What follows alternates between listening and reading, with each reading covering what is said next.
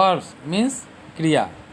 परिभाषा है a verb is a word which denotes an action, possession, relation और a state of being. Example, laugh means हंसना, eat means खाना, go means जाना, run means दौड़ना, play means खेलना। कुछ एक्जुलरी वर्ब्स हैं जैसे am, is, are, can, would, shall, should, will, etcetera. Let's see in this sentences. इन वाक्यों को देखें। राम इज वीपिंग, राम रो रहा है। चिल्ड्रेन प्ले, बच्चे खेलते हैं। ही विल कम, वह आएगा। आई हैव ए कार, मेरे पास एक मोटर गाड़ी है। द काउ हैज़ 2 eyes, गाय को 2 आँखें होती हैं। Sita is tall. शुरू के 3 वाक्यों में जो क्रियाएं आई हैं जैसे वीपिंग, प्ले, कम, इनसे कार्य व्यापार का बोध होता है, जबकि बाद के 2 वाक्य में जैसे I have a car, the cow has 2 eyes, इनमें जो क्रियाएं आई हैं इनसे अधिकार या संबंध का बोध होता है, जबकि अंतिम सेंटेंस सीता इज टॉल, इसमें इज वर्ड क्रिया है जिससे अवस्था का बोध होता है। अर्थ होता है सीता लंबी है। लंबी सीता की अवस्था का बोध कराता है। तो हमने परिभाषा जो आपको बताया कि क्रिया वह शब्द है जो किसी कार्य, व्यापार, संबंध या अधिकार या अवस्था का बोध कराता है। वो इस उदाहरण से आपने सीख लिया होगा, ऐसा मुझे विश्वास है। फिर से मैं एक बार दोहरा दूं। पहला जो वाक्य है वह है राम इज वीपिंग, राम के द्वारा रोने की क्रिया की जा रही है। राम रो रहा है। राम का एक्शन क्या है? राम के द्वारा जो क्रिया हो रही है वह क्या है? रोने की। तो यहाँ रोना शब्द यानी वीपिंग शब्द जो है वह वर्ब है। दूसरा सेंटेंस है चिल्ड्रन प्ले, बच्चे खेलते हैं। एक चीज़ और ध्यान दीजिए, वर्ब वर्ड जो होता है, वर्बियल वर्ड, वह हमेशा प्लूरल होता है। वर्बियल वर्ड हमेशा प्लूरल होता है। यहाँ प्ले प्लूरल है, चिल्ड्रन प्लूरल सब्जेक्ट है, इसलिए प्लूरल वर्ब लगा प्ले। ही विल कम, वह आएगा, उसके द्वारा आने की क्रिया संपादित होगी। तीसरे सेंटेंस में देखें, आई हैव ए कार, मेरे पास एक गाड़ी है। गाड़ी का संबंध मेरे से है। यह संबंध का बोध कराता है, मेरे अधिकार का बोध कराता है कि मेरे पास एक गाड़ी है, गाड़ी पर मेरा अधिकार है। द काउ हैज़ 2 eyes, इस वाक्य में हैज़ शब्द सहायक क्रिया है। इस वाक्य का अर्थ होता है गाय के पास 2 आँखें हैं। आँख का संबंध गाय से है, गाय का अधिकार आँख पर है। अगले सेंटेंस में देखें, सीता इज टॉल, सीता कैसी है? लंबी है। सीता की अवस्था का बोध कराता है कि सीता लंबी है। यहाँ इज शब्द वर्ब शब्द है, ये जो है ऑक्सिलरी वर्ब है, सहायक क्रिया है। आइए हम देखते हैं अब आगे कि verbs को कितने वर्गों में बांटा गया है? On the base of use in sentences, verbs are divided into two parts. First, main verb. Main verb means मुख्य क्रिया. Second, auxiliary verb means सहायक क्रिया. Main verb. The verbs used alone or together with helping verbs are called main verbs. मुख्य क्रिया. जो क्रिया किसी वाक्य में अकेले या सहायक क्रिया के साथ आती है वह मुख्य क्रिया कहलाती है. आइए हम इसे उदाहरण से समझते हैं.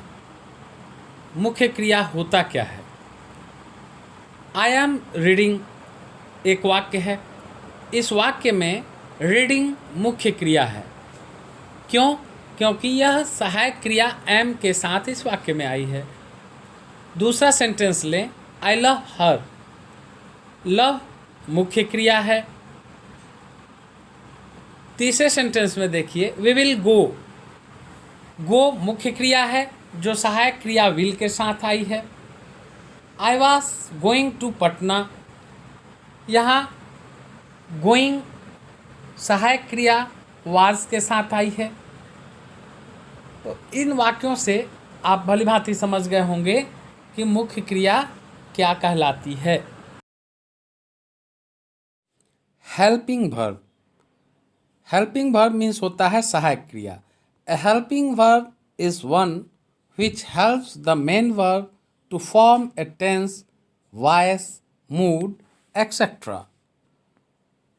सहायक क्रिया की परिभाषा है जो क्रिया काल, वाच्य इत्यादि के निर्माण में मुख्य क्रिया की सहायता करते हैं उसे सहायक क्रिया कहते हैं.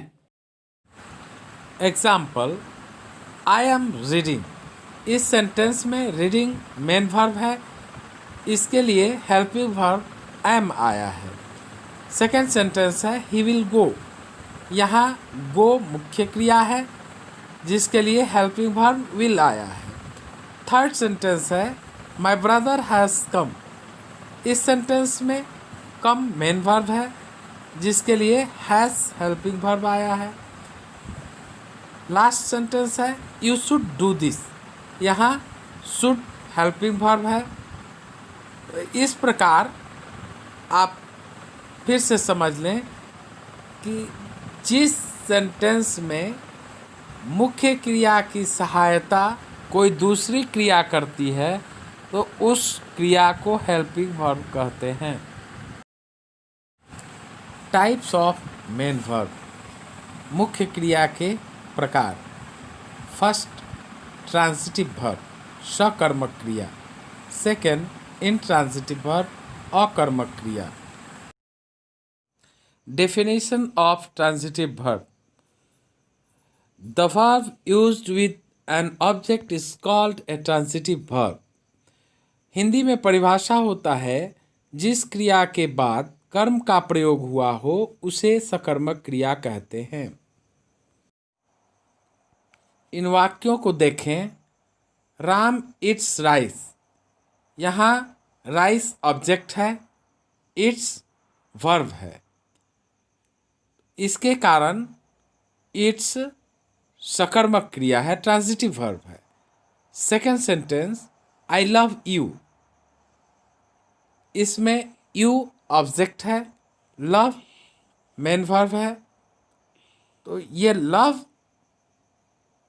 जो वर्बियल वर्ड है वह ट्रांजिटिव वर्ब है